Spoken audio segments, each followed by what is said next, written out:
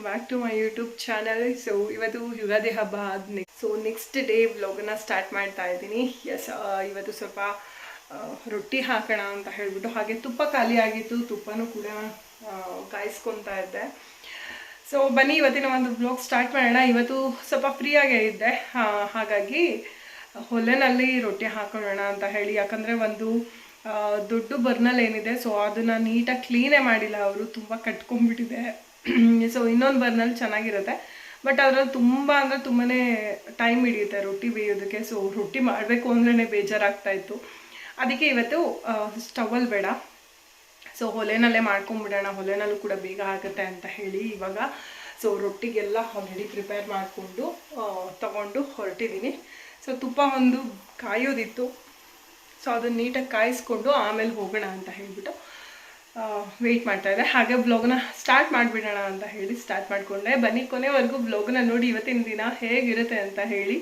So subscribe ಮಾಡ್ಕೊಳ್ದೆ ನೋಡ್ತಾ ಇದ್ದರೆ ದಯವಿಟ್ಟು ಸಬ್ಸ್ಕ್ರೈಬ್ ಮಾಡ್ಕೊಳ್ಳಿ, ಲೈಕ್ ಶೇರ್ ಕಮೆಂಟ್ ಮಾಡೋದನ್ನ ದಯವಿಟ್ಟು ಮರಿಬೇಡಿ. ಸೊ ಬನ್ನಿ ಇವತ್ತಿನ ಒಂದು ಬ್ಲಾಗ್ ಸ್ಟಾರ್ಟ್ ಮಾಡೋಣ. ಚಾರ್ಜ್ ಸ್ವಲ್ಪ ಕಡಿಮೆ ಆಗಿತ್ತು ಅಂತ ಹೇಳಿಬಿಟ್ಟು ಚಾರ್ಜ್ ಹಾಕ್ಕೊಂಡಿದ್ದೆ. ಅದಾದಮೇಲೆ ನೆನಪಾಯಿತು, ಅಯ್ಯೋ ಒಲೆನಲ್ಲಿ ರೊಟ್ಟಿ ಹಾಕ್ತೀನಿ ಅಂತ ಹೇಳ್ಬಿಟ್ಟು ಅದನ್ನೇ ವೀಡಿಯೋ ಮಾಡಲಿಲ್ಲ ಅಂದರೆ ಹೇಗೆ ಅಂತ ಹೇಳಿ ಆವಾಗ ಹೋಗಿ ತೊಗೊಂಡು ಬಂದೆ. ಆಲ್ರೆಡಿ ಒಂದು ಸುಮಾರು ಹಾಕಾಗಿತ್ತು, ಲಾಸ್ಟಲ್ಲಿ ಇನ್ನು 3 ರೊಟ್ಟಿ ಮಿಕ್ಕಿದ್ದು. ಸೊ ಹಾಗಾಗಿ ಇವಾಗ ಏನಕ್ಕೆ ಈ ಥರ ಸ್ವಲ್ಪ ಫಾಲೋ ಮಾಡ್ತಾ ಇದ್ದೀನಿ ಒಲೆನಲ್ಲಿ ಮಾಡೋದು ಅದು ಇದು ಅಂತ ಹೇಳಿಬಿಟ್ಟು ಅಂದರೆ, ನೀವು ನೋಡ್ತಾ ಇರ್ತೀರಾ ಸೋಷಿಯಲ್ ಮೀಡಿಯಾ ಅಂದರೆ ಇನ್ಸ್ಟಾಗ್ರಾಮ್ ಆನ್ ಮಾಡಿದ್ರೆ ಸಾಕು, ಅದು ಓಪನ್ ಮಾಡಿದ್ರೆ ಸಾಕು ಕ್ಯಾನ್ಸರ್ ಬಗ್ಗೆನೇ ಮಾತಾಡ್ತಾರೆ.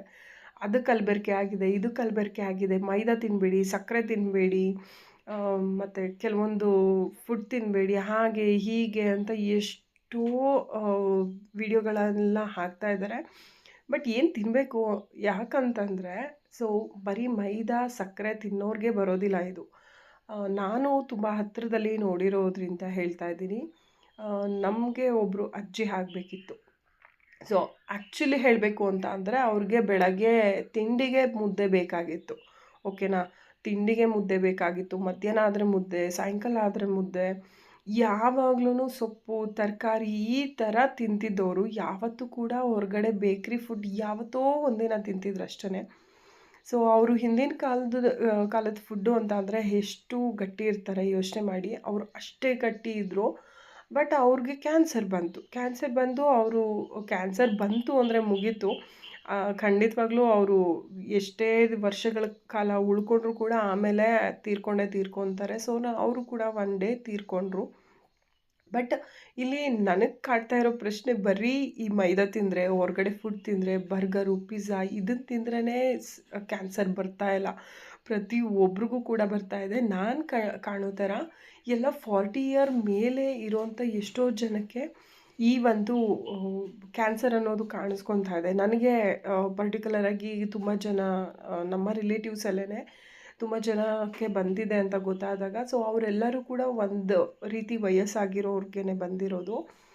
ಸೊ ಇದ್ರ ಬಗ್ಗೆ ಯಾವ ರೀತಿ ನಾವು ತೊಗೋಬೇಕೋ ಗೊತ್ತಾಗ್ತಾ ಇಲ್ಲ. ಈ ಥರ ಏನಾದರೂ ಒಂದು ವೀಡಿಯೋನ ನೋಡಿಬಿಟ್ವಿ ಅಂದ ತಕ್ಷಣ ಫುಲ್ ಅಪ್ಸೆಟ್ ಆಗೋಗ್ಬಿಡ್ತೀವಿ. ಖಂಡಿತವಾಗ್ಲೂ ಹೆಲ್ತ್ ಅನ್ನೋದು ಎಲ್ಲರಿಗೂ ಕೂಡ ಇಂಪಾರ್ಟೆಂಟ್ ಆಗಿರುತ್ತೆ. ಸೊ ಈ ಥರ ಕ್ಯಾನ್ಸರ್ ಅಂತ ಅಂದಾಗ ಪ್ರತಿಯೊಬ್ಬರು ಕೂಡ ಹೆದರ್ತಾರೆ, ಪ್ರತಿಯೊಬ್ಬರು ಕೂಡ ಹೆದರ್ಕೊಳ್ಳೇಬೇಕಾದಂಥ ಪರಿಸ್ಥಿತಿ ಇದು. ಸೊ ಮೊನ್ನೆ ನಮ್ಮ ಆಂಟಿನೂ ಕೂಡ ಒಂದು ವಿಡಿಯೋ ಹಾಕಿದ್ರು, ಮೈದಾ ಸಕ್ಕರೆ ಆಮೇಲೆ ಇನ್ನು ಕೆಲವೊಂದೇನು ಐಟಮ್ಸ್ ಹೇಳಿದ್ರು. ಸೊ ಆ ಪದಾರ್ಥಗಳೆಲ್ಲ ತಿನ್ನೋದ್ರಿಂದ ಈ ಥರ ಹೊಟ್ಟೆ ಕ್ಯಾನ್ಸರ್ ಬರ್ತಾ ಇದೆ, ಏನು ಅನ್ನ ನುಂಗೋದಕ್ಕಾಗಲ್ಲ, ಅನ್ನ ನಾಳದ್ದು ಕ್ಯಾನ್ಸರು ಅಂತ ಹೇಳ್ಬಿಟ್ಟೆಲ್ಲ ಹೇಳ್ತಾಯಿದ್ರು. ಬಟ್ ಗೊತ್ತಿಲ್ಲ.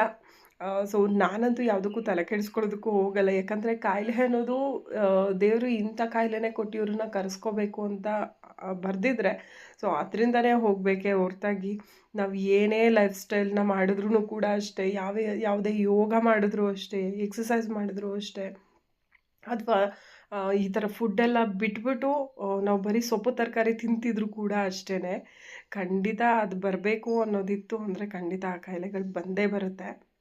ಸೊ ನಾನು ಹೇಳ್ತಾ ಇರೋದು ಹೇಗೆ ಅಂತ ಅಂದರೆ, ನಮ್ಮ ಅಜ್ಜಿದಿರೆಲ್ಲ ಹಿಂದಿನ ಕಾಲದವರು ಪಾಪ ಅವರೆಲ್ಲ ಏನು ತಿನ್ಕೊಂಡು ಬಂದಿದ್ರು. ಪಿಜ್ಜಾ ಬರ್ಗರ್ ಅಂದರೆ ಏನು ಅದು ಪ್ರನೌನ್ಸ್ ಮಾಡೋದಕ್ಕೆ ಬರಲ್ಲ ಪಾಪ ಅವ್ರಿಗೆ. ಆ ಥರದವ್ರಿಗೆಲ್ಲ ಕ್ಯಾನ್ಸರ್ ಬಂದು ತೀರ್ಕೊಂಡಿದೆ ಅಂತ ಅಂದಮೇಲೆ ತಲೆನೇ ಕೆಡಿಸ್ಕೊಳ್ಳೋದಕ್ಕೆ ಹೋಗಬಾರ್ದು. ಬಿಕಾಸ್ ಎಷ್ಟೋ ಜನ ಹೇಳ್ತಾರೆ ಅದು ತಿನ್ನಬೇಡಿ ಇದು ತಿನ್ನಬೇಡಿ, ಇದು ಕಲಬೆರಕೆ ಅದು ಕಲಬೆರಕೆ.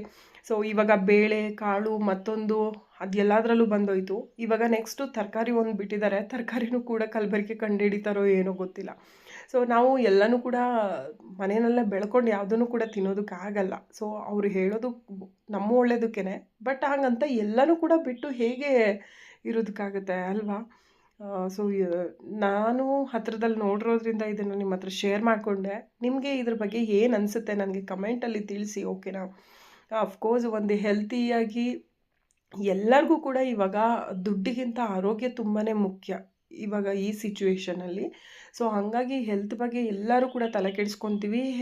ಆದಷ್ಟು ಹೊರಗಡೆ ಫುಡ್ಡೆಲ್ಲ ಬಿಟ್ಟು ಮನೆಯಲ್ಲೇ ಮಾಡಿಕೊಂಡು ತಿನ್ನೋದಕ್ಕೂ ಕೂಡ ಟ್ರೈ ಮಾಡ್ತಾ ಇದ್ದೀವಿ ಅಲ್ವಾ? ಸೊ ಈ ಥರ ಪರಿಸ್ಥಿತಿ ನಿಮಗೆ ಹೇಗೆ ಅನಿಸುತ್ತೆ? ಈಗ ಕ್ಯಾನ್ಸರು ತುಂಬ ಜನ ಅದರಿಂದ ಸಫರ್ ಆಗ್ತಾ ಇದ್ದಾರೆ.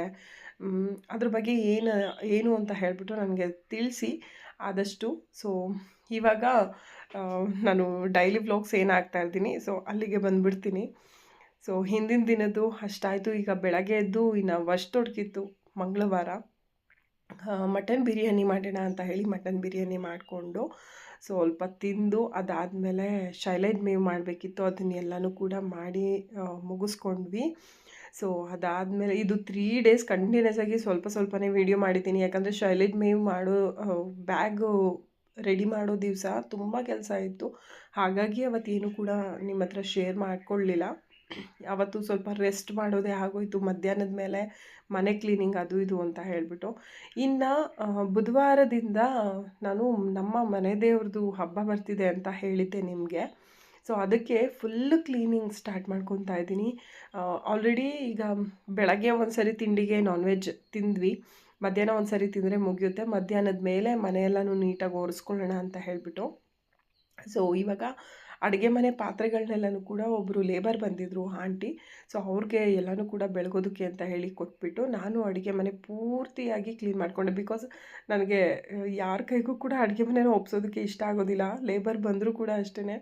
ಸೊ ಅದು ನಾನೇ ಮಾಡಬೇಕು. ನನಗೆ ಯಾವ ರೀತಿ ಇಷ್ಟ ಆಗುತ್ತಾ ಅದೇ ರೀತಿಯೇ ಕ್ಲೀನ್ ಮಾಡ್ಕೊಬೇಕು. ಸೊ ನನಗೆ ಅದೇ ಇಷ್ಟ ಆಗೋದು. ಅದಕ್ಕೋಸ್ಕರ ಅವರಿಗೆ ನೀವು ಪಾತ್ರೆ ಬೆಳಗ್ತಾ ಇರಿ, ನಾನು ಅಡುಗೆ ಮನೆ ಕ್ಲೀನ್ ಮಾಡ್ಕೊತೀನಿ ಅಂತ ಹೇಳಿಬಿಟ್ಟು ಕ್ಲೀನ್ ಮಾಡಿಕೊಂಡೆ. ಹಾಗೆ ಸ್ವಲ್ಪ ಸ್ಟೋರೇಜ್ ಬಾಕ್ಸಸ್ ಎಲ್ಲ ಏನಿದೆ ಅದೆಲ್ಲ ಫುಲ್ ಗ್ಲಾಸ್ ಐಟಮ್ ಆಗಿರೋದ್ರಿಂದ ನಾನೇ ವಾಶ್ ಮಾಡಿಕೊಂಡು ನಾನೇ ಎಲ್ಲನೂ ನೀಟಾಗಿ ಜೋಡಿಸ್ಕೊಂಡೆ. ಅದನ್ನೆಲ್ಲನೂ ಕೂಡ ಅವ್ರ ಕೈಲಿ ಕೊಡೋದಕ್ಕೆ ಹೋಗಲಿಲ್ಲ. ಬಿಕಾಸ್ ಏನು ಗೊತ್ತಾ, ಅದನ್ನೆಲ್ಲ ಕೊಟ್ಬಿಡೋದು, ಆಮೇಲೆ ಅದೇನಾದ್ರು ಸ್ಕಿಡ್ಡಾಗಿ ಕೆಳಗೆ ಬಿದ್ದು ಹೊಡೆದೋಯ್ತು ಅಂದರೆ ಅವ್ರನ್ನ ಬ್ಲೇಮ್ ಮಾಡೋದಕ್ಕಾಗಲ್ಲ. ಸೊ ನಮಗೆ ಅದು ಮುಂದೆನೇ ಯೋಚನೆ ಇರಬೇಕು. ಸೊ ಹಾಗಾಗಿ ನಾನು ಅವ್ರ ಕೈಗೆ ಕೊಡೋದಕ್ಕೆ ಹೋಗಲಿಲ್ಲ. ಇವಾಗ ಮಧ್ಯಾಹ್ನ ಊಟ ಎಲ್ಲ ಮುಗಿಸ್ಕೊಂಡ್ವಿ. ಮಧ್ಯಾಹ್ನ ಊಟ ಎಲ್ಲ ಮುಗಿಸ್ಕೊಂಡು ಮನೆ ಧೂಳೆಲ್ಲ ಹೊಡೆದು ಅವರು ಕಸ ಗುಡಿಸ್ಕೊತಾ ಇದ್ದಾರೆ. ಯಾಕಂದರೆ ಡಸ್ಟು ಸ್ವಲ್ಪ ನನಗೆ ಅಲರ್ಜಿ ಇರೋದ್ರಿಂದ ಅವ್ರ ಕೈಗೆ ಧೂಳೆಲ್ಲ ಹೊಡೆದು ಕಸ ಗುಡಿಸೋದಕ್ಕೆ ಅಂತ ಹೇಳಿ ಕೊಟ್ಟಿದ್ದೆ. ಸೊ ಈ ಗ್ರಿಲ್ಸ್ ಎಲ್ಲ ಏನಿದೆ ಅದು ಎಲ್ಲನೂ ಕೂಡ ಪೂರ್ತಿಯಾಗಿ ಒರೆಸ್ಕೊಬೇಕು. ಸೊ ಅದನ್ನು ನಾನೇ ಮಾಡ್ಕೊಳ್ಳೋಣ ಅಂತ ಅಂದ್ಕೊಂಡಿದ್ದೀನಿ. ನೋಡೋಣ ಏನಾಗುತ್ತೆ ಅಂತ. ಇವಾಗ ಪಾತ್ರೆಗಳೆಲ್ಲನೂ ಕೂಡ ಬೆಳಗ್ಸಿದ್ದೀನಿ. ನೋಡಿ, ನಾನು ಅಡುಗೆ ಮನೆಯಲ್ಲಿ ಇಟ್ಕೊಂಡಿರೋ ಪಾತ್ರೆಗಳು ಇಷ್ಟೇ. ಯಾಕಂದರೆ ಈ ಥರ ಹಬ್ಬಗಳು ಬಂದಾಗ ಗೊತ್ತಾಗುತ್ತೆ. ಅಡುಗೆ ಮನೆಯಲ್ಲಿ ಏನೋ ಆ ಪಾತ್ರೆ ಈ ಪಾತ್ರೆಯಿಂದ ತಂದು ಹೊಡ್ಕೊಂಬಿಡ್ತೀವಿ. ಈ ಹಬ್ಬದಲ್ಲಿ ಗೊತ್ತಾಗುತ್ತೆ ಕ್ಲೀನ್ ಮಾಡೋದು ಎಷ್ಟು ಕಷ್ಟ ಅಂತ ಅಂದ್ಬಿಟ್ಟು. ಅದಕ್ಕೋಸ್ಕರ ಯೂಸ್ ಮಾಡೋವಂಥ ಪಾತ್ರೆಗಳನ್ನ ಮಾತ್ರ ಇಟ್ಕೊಂಡಿದ್ದೀನಿ.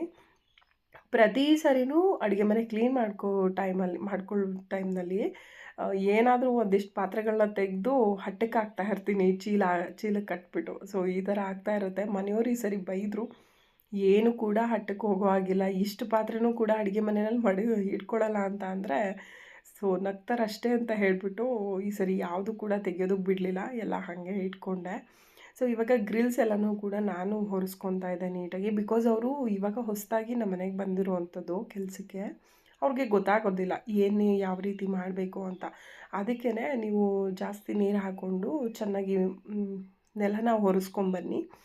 ಸೊ ನಾನು ಗ್ರಿಲ್ಸ್ ಎಲ್ಲ ಏನಿದೆ ಅದೆಲ್ಲನೂ ಕೂಡ ನಾನು ಒರೆಸ್ಕೊತೀನಿ ಅಂತ ಹೇಳಿಬಿಟ್ಟು ಹಾಲಲ್ಲಿದ್ದಂಥ ಎಲ್ಲನೂ ಕೂಡ ಒರೆಸ್ಕೊಟ್ಟೆ. ಅದಾದಮೇಲೆ ನಾನು ಗ್ರಿಲ್ಸ್ ಎಲ್ಲನೂ ಕ್ಲೀನ್ ಮಾಡಿಕೊಂಡೆ. ಇವಾಗ ಪಾತ್ರೆಗಳನ್ನೆಲ್ಲ ಸಂಜೆ ಅದನ್ನೆಲ್ಲನೂ ಕೂಡ ಗ್ರಿಲ್ಸ್ ಎಲ್ಲ ಒರೆಸೋದು ಆಮೇಲೆ ಹಾಲು ಕರಿಯೋದು ಇದೆಲ್ಲ ಮಾಡೋದ್ರೊಳಗೆ 6:30 ಆಗೋಯಿತು. ಅಲ್ಲಿಂದ ಬಂದು ಒಂದು ಅರ್ಧ ಗಂಟೆ ಕೂತಿದ್ದೆ. ಸೊ ನಮ್ಮ ಮನೆ ಹತ್ರ ಒಬ್ಬರು ಆಂಟಿ ಇದ್ದಾರೆ, ಭಾಗ್ಯಮ್ಮ ಅಂತ. ಸೊ ಅವ್ರು ಬಂದು ಕೂತ್ಕೊಂಡ್ರು. ಅವ್ರ ಜೊತೆ ಕಾಫಿ ಕುಡ್ಕೊಂಡು ಸ್ವಲ್ಪ ಮಾತಾಡಿಕೊಂಡು ರೆಸ್ಟ್ ಮಾಡಿ ಅದಾದಮೇಲೆ ಅವರು ಮನೆ ಕಡೆಗೆ ಹೊರಟರು.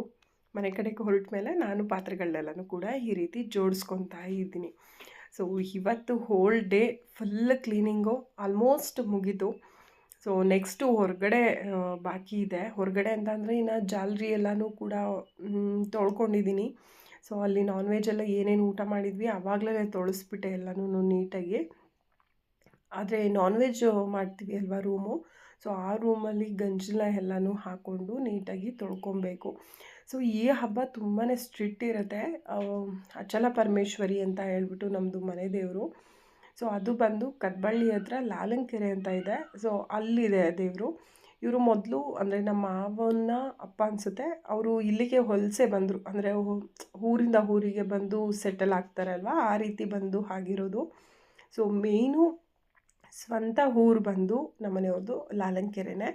ಅಲ್ಲೂ ಕೂಡ ಜಮೀನು ಮನೆ ಮತ್ತು ಎಲ್ಲವೂ ಕೂಡ ಇದೆ. ಬಟ್ ನಾವು ಹಣ್ಕಾಯಿ ಮಾಡಿಸ್ಕೊಂಬರೋದಕ್ಕೆ ಅವಾಗವಾಗ ಖಂಡಿತವಾಗ್ಲೂ ಹೋಗ್ತೀವಿ. ಹಾಗೆ ಆ ಊರಲ್ಲಿ ಗೋಡೆ ಸಮೇತವಾಗಿ ಎಲ್ಲನೂ ಕೂಡ ತೊಳಿತಾರೆ. ಬಟ್ ನಾವು ಗೋಡೆ ಗಿಡ ಏನು ತೊಳೆಯೋದಿಲ್ಲ, ಅಷ್ಟೇ ಬರೀ ಗೋಡೆ ಎಲ್ಲ ಒರೆಸ್ಕೊಳ್ಳೋದು ಆ ರೀತಿ ಮಾಡ್ತೀವಿ. ತೊಳೆದ್ರೆ ನೀರಲ್ಲಿ ಹೋಗುತ್ತೆ, ನೀರು ಹೋಗೋದಕ್ಕೆ ಜಾಗನೇ ಇಲ್ಲ. ಹಾಗಾಗಿ ಗೋಡೆ ಎಲ್ಲ ಒರೆಸ್ಕೊಂಡು ನೀಟಾಗಿ ಇದು ಮಾಡ್ಕೊತೀವಿ. ಇನ್ನು ಪಾತ್ರೆ ಅಂತೂ ಕಂಪಲ್ಸರಿ ಪಾತ್ರೆಗಳನ್ನೆಲ್ಲ ವಾಶ್ ಮಾಡ್ಕೊತೀನಿ. ಅಂದರೆ ನಾನ್ ವೆಜ್ದಲ್ಲಿ ಏನೇನು ನಾನ್ ವೆಜ್ ಮಾಡ್ಕೊಬೇಕು, ಎಲ್ಲಿವರೆಗೂ ಮಾಡ್ಕೊತೀವಿ ಅಲ್ಲಿವರೆಗೂ ಸುಮ್ಮನೆ ಇರ್ತೀನಿ. ಅದಾದಮೇಲೆ ನಾನು ಮಾಡೋದು. ಬಿಕಾಸ್ ನಾನ್ ವೆಜ್ ಅಂತ ಅದು ಮೇಯ್ನಾಗಿ ಮುಟ್ಟು ತೊಟ್ಟು ಆಗೋ ಹಾಗೆ ಇಲ್ಲ ಆ ದೇವ್ರಿಗೆ. ಸೊ ಹಂಗಾಗಿ ನಾನ್ ವೆಜ್ದೆಲ್ಲ ಮುಗಿಸಾದ್ಮೇಲೆ ನಾನು ಪಾತ್ರೆಗಳನ್ನೆಲ್ಲ ವಾಶ್ ಮಾಡ್ಕೊಳ್ಳೋದು. ಪ್ರತಿ ವರ್ಷವೂ ಕೂಡ ಅದೇ ರೀತಿ ಮಾಡ್ಕೊತೀನಿ. ನಾ ಹಾಲ್ನಲ್ಲೇನೂ ಕೂಡ ಅಷ್ಟು ಗಲೀಜಿರಲಿಲ್ಲ. ಮಾಮೂಲಿಯಾಗಿ ಧೂಳು ಹೊಡ್ಕೊಂಡು ಕಸ ಗುಡಿಸ್ಕೊಂಡು ಹೊರಿಸ್ಕೊಂಡು ಬಂದಿದ್ದು ಅಷ್ಟೇ. ಇನ್ನು ಗೋಡೆ ಗಿಡ ಎಲ್ಲ ಸೀಟ್ಕೊಂಡು ಅಷ್ಟೇ ಬಿಟ್ಟರೆ ಇನ್ನು ಹಾಲ್ನಲ್ಲಿ ಅಷ್ಟೊಂದೇನು ಗಲೀಜು ಮಾಡ್ಕೊಂಡಿರಲ್ಲ. ನಾನು ಅವಾಗವಾಗ ಕ್ಲೀನ್ ಮಾಡ್ಕೊತಾ ಇರ್ತೀನಿ. ಸೊ ಐ ಹೋಪ್ ಈ ವಿಡಿಯೋ ನಿಮಗೆ ಇಷ್ಟ ಆಗಿದೆ ಅಂತ ಭಾವಿಸ್ತೀನಿ. ಇಷ್ಟ ಆಗಿದೆ ಲೈಕ್, ಶೇರ್, ಕಮೆಂಟ್ ಮಾಡಿ. ಸಬ್ಸ್ಕ್ರೈಬ್ ಮಾಡ್ಕೊಳ್ದೆ ನೋಡ್ತಿದ್ರೆ ದಯವಿಟ್ಟು